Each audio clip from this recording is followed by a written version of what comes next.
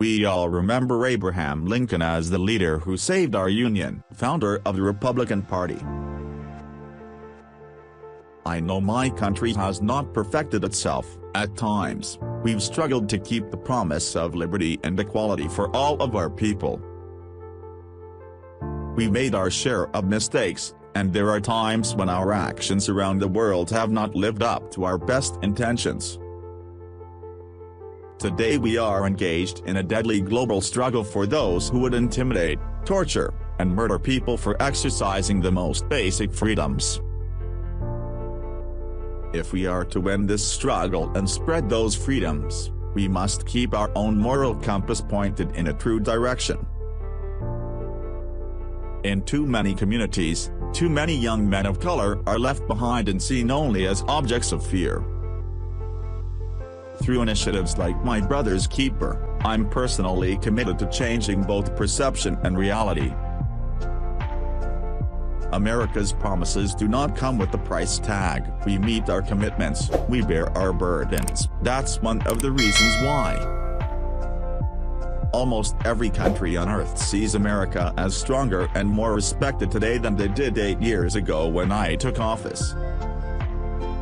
In the white community, the path to a more perfect union means acknowledging that what ails the African American community does not just exist in the minds of black people, that the legacy of discrimination and current incidents of discrimination, while less overt than in the past, are real and must be addressed. You know, one of the things I think you understand as president is you're held responsible for everything, but you don't always have control of everything, right? When BP was not moving fast enough on claims, we told BP to set aside $20 billion in a fund managed by an independent third party, to help all those whose lives have been turned upside down by the spill. I think that there's no doubt that as I see friends, families, children of gay couples who are thriving, you know, that has an impact on how I think about these issues. Fixing a broken immigration system, protecting our kids from gun violence, equal pay for equal work, paid leave, raising the minimum wage, all these things still matter to hardworking families. They are still the right thing to do, and I will not let up until they get done. My parents shared not only an improbable love, they shared an abiding faith in the possibilities of this nation. They would give me an African name, Barack, or Blessed, believing that in a tolerant America your name is no barrier to success. We need to recognize that the situation in Ferguson speaks to broader challenges that we still face as a nation. The fact is, in too many parts of this country, a deep distrust exists between law enforcement and communities of color. Some of this is the result of the legacy of racial discrimination in this country. After a century of striving, after a year of debate, after a historic vote, healthcare reform is no longer an unmet promise, it is the law of the land. 50 years of isolating Cuba had failed to promote democracy, setting us back in Latin America. That's why we restored diplomacy relations, opened the door to travel and commerce, and positioned ourselves to improve the lives of the Cuban people. One of the great strengths of the United States is we have a very large Christian population. We do not consider ourselves a Christian nation or Jewish nation or a Muslim nation. We consider ourselves a nation of citizens who are bound by ideals and a set of values. I think one of the great things about the United States has been our ability to maintain a distinction between our military and domestic law enforcement. Through every victory and every setback, I've insisted that change is never easy and never quick. That we wouldn't meet all of our challenges in one term, or one presidency, or even in one lifetime. Tonight, we gather to affirm the greatness of our nation, Not because of the height of our skyscrapers, or the power of our military, or the size of our economy. Our pride is based on a very simple premise, summed up in a declaration made over 200 years ago. Here at this site, Solyndra expects to make enough solar panels each year to generate 500 megawatts of electricity. And over the lifetime of this expanded facility, that could be like replacing as many as 8 coal-fired power plants. I found this national debt, doubled, wrapped in a big bow waiting for me as I stepped into the Oval Office. Millions of us, myself included, go back generations in this country, with ancestors who put in the painstaking work to become citizens. So we don't like the notion that anyone might get a free pass to American citizenship. A lot has happened over the years, and while this nation has been tested by war, and it's been tested by recession and all manner of challenges, I stand before you again tonight, after almost 2 terms as a president, to tell you I am more optimistic about the future of America than ever before. We can't get to the $4 trillion in savings that we need by just cutting the 12% of the budget that pays for things like medical research and education funding and food inspectors and the weather service. And we can't just do it by making seniors pay more for Medicare. As we speak, Iran has rolled back its nuclear program, shipped out its uranium stockpile, and the world has avoided another war. Our friends at the Republican convention were more than happy to talk about everything they think is wrong with America. But they didn't have much to say about how they'd make it right. They want your vote, but they don't want you to know their plan. But what we can do, as flawed as we are, is still see God in other people, and do our best to help them find their own grace. That's what I strive to do, that's what I pray to do every day. I want to reform the tax code so that it's simple, fair, and asks the wealthiest households to pay higher taxes on incomes over $250,000, the same rate we had when Bill Clinton was president, the same rate we had when our economy created nearly 23 million new jobs, the biggest surplus in history, and a lot of millionaires to boot. With patient and firm determination, I am going to press on for jobs. I'm going to press on for equality. I'm going to press on for the sake of our children. I'm going to press on for the sake of all those families who are struggling right now. I don't have time to feel sorry for myself. I don't have time to complain. I am going to press on. I can make a firm pledge, under my plan, no family making less than $250,000 a year will see any form of tax increase. Not your income tax, not your payroll tax, not your capital gains taxes, not any of your taxes.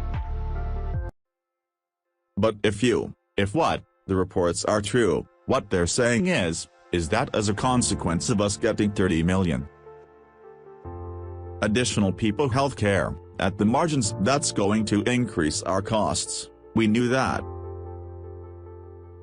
Now we're in the midst of not just advocating for change, not just calling for change, we're doing the grinding, sometimes frustrating work of delivering change, inch by inch, day by day. My family, frankly, they weren't folks who went to church every week. My mother was one of the most spiritual people I knew, but she didn't raise me in the church, so I came to my Christian faith later in life.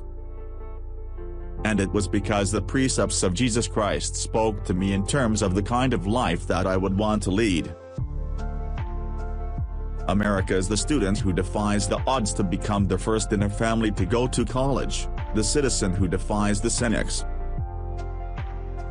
and goes out there and votes, the young person who comes out of the shadows to demand the right to dream. That's what America is about. Ours is a nation of laws, of citizens who live under them and for the citizens who enforce them. So, to a community in Ferguson that is rightly hurting and looking for answers, let me call once again for us to seek some understanding rather than simply holler at each other. Let's seek to heal rather than to wound each other. We welcome the scrutiny of the world, because what you see in America is a country that has steadily worked to address our problems and make our union more perfect.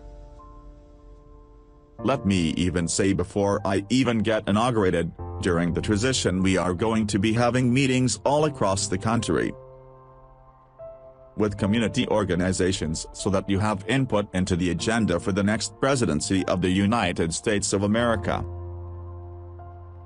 While I understand the passions and the anger that arise over the death of Michael Brown, giving into that anger by looting or carrying guns, and even attacking the police, only serves to raise tensions and stir chaos. I think there are a whole host of things that are civil rights, and then there are other things, such as traditional marriage, that, I think, express a community's concern and regard for a particular institution. There are patriots who opposed the war in Iraq and there are patriots who supported the war in Iraq. We are one people, all of us pledging allegiance to the Stars and Stripes, all of us defending the United States of America. That's what the Affordable Care Act is all about. It's about filling the gaps in employer-based care, so that when we lose a job, or go back to school, or start that new business, we'll still have coverage. I am the Commander-in-Chief of the United States Armed Forces, and Iraq is gonna have to ultimately provide for its own security.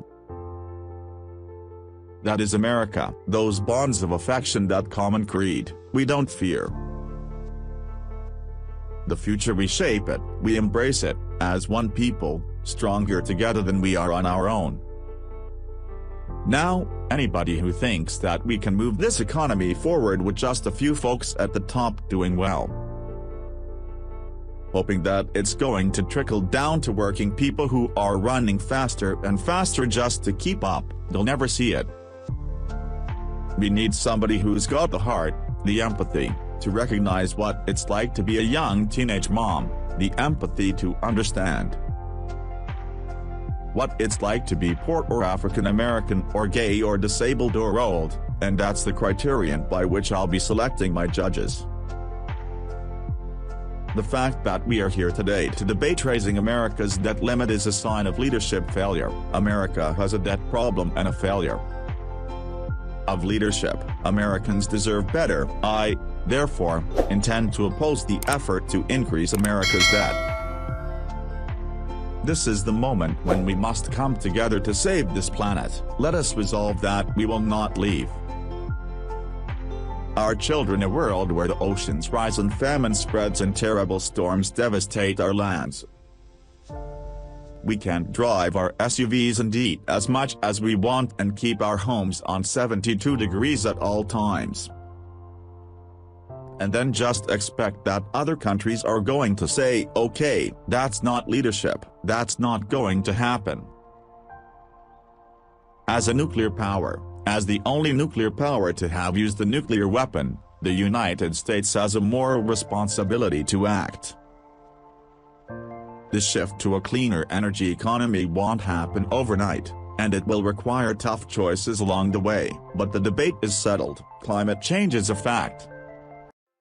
I'm no longer just a candidate, I'm the president. I know what it means to send young Americans into battle, for I have held in my arms the mothers and fathers of those who didn't return. I've shared the pain of families who've lost their homes, and the frustration of workers who've lost their jobs. Food stamp recipients didn't cause the financial crisis, recklessness on Wall Street did. This is the moment when we must build on the wealth that open markets have created, and share its benefits more equitably. Trade has been a cornerstone of our